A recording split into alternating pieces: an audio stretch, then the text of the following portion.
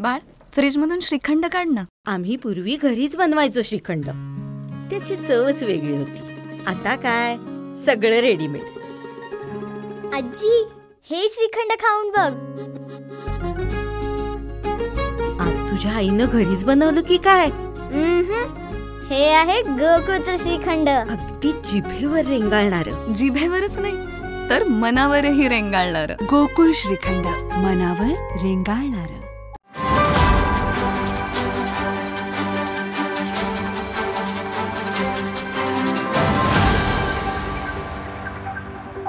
नमस्कार, जय हिंद.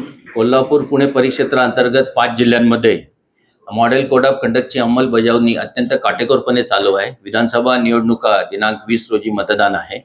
यासाठी जय्यत तयारी या 5 जिल्ह्यातल्या पोलीस दलांनी केलेली आहे. त्यांच्या मदतीला केंद्रीय सशस्त्र पोलीस दलांच्या तुकड्या तैनात करण्यात आलेल्या आहेत.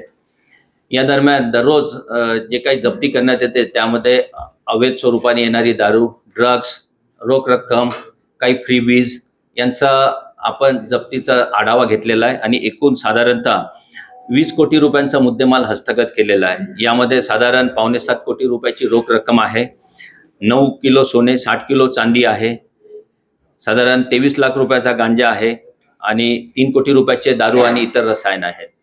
यासाठी आपण संबंधित एक्साईज विभाग, RTO यांची सुद्धा मदत घेतलेली आहे. या 3 जिल्ह्यांमध्ये सांगली, सोलापूर ग्रामीण आणि कोल्हापूर विशेष आपण बॉर्डर चेकपोस्ट लावलेले आहेत, कारण कर्नाटकाची बॉर्डर या 3 जिल्ह्यांना लागून आहे. एकूण 36 चेकपोस्ट या 3 जिल्ह्यांच्या सीमेवर लागलेले आहेत. IG बेळगावी, SP कलबुर्गी, बेळगावी आणि नंतर विजयपुरा या तिन्ही SPंची आणि त्यांच्या दलांची मदत घेऊन या 36 नाक्यांवर अहोरात्र पोलीस बळ आणि इतर खात्यांचे पथक तैनात केलेले आहेत. याच्यातले काही चेकनाके हे जॉईंट इंटिग्रेटेड मॅनेजमेंट पोस्ट आहेत. याच्यामध्ये RTO, एक्साईज, GST आणि संबंधित निवडणूक निर्णय अधिकारी यांचे पथक तैनात आहे. तिथून CCTV आणि व्हिडिओ सर्व्हेलन्स याद्वारे वाहनांचं चेकिंग केलं जातं. तिथे आपण विशेष प्रशिक्षित नार्कोटिक्स डॉग स्क्वॉडचाही वापर करून ड्रग्ज शोधण्याचा प्रयत्न करत आहोत. या काळात आपण प्रिव्हेंटिव्ह ॲक्शनवर भर दिलेला आहे आणि गुणवत्तापूर्ण प्रिव्हेंटिव्ह कारवाई करून घेण्यात आलेली आहे. साधारणतः हद्दपार, महाराष्ट्र संघटित गुन्हेगारी अधिनियम आणि MPDA या तरतुदींचा वापर करून प्रतिबंधक कारवाई केलेली आहे आणि याची आकडेवारी हजारोंमध्ये आहे.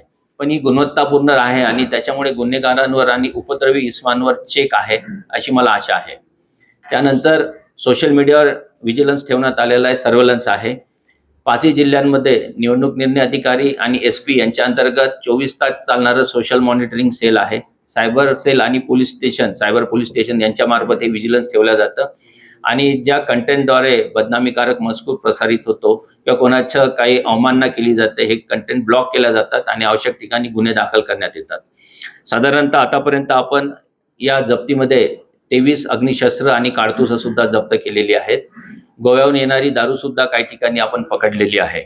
आतापर्यंत 5 जिल्ह्यांमध्ये 10 कॉग्निजेबल आणि 15 नॉन कॉग्निजेबल गुन्हे दाखल केलेले आहेत आणि यांच्यामध्ये आपण तपास करून आरोपींचा शोध घेण्यात येत आणि प्रतिबंधक कारवाई केलेली आहे.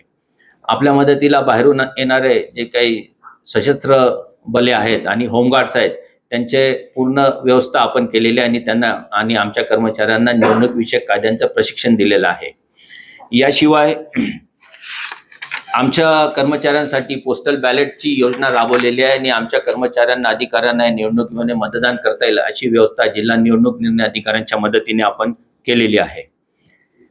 एकंदरीत येणारी निवडणूक अतिशय शांततामय वातावरणात पार पडेल अशी आम्हाला खात्री आहे. नागरिकांनी निष्पक्षपणे आणि निर्भीडपणे या वातावरणामध्ये सुरक्षितरित्या मतदान करावे आणि 100% मतदानाचा अधिकार बजावावा अशी माझी विनंती आहे.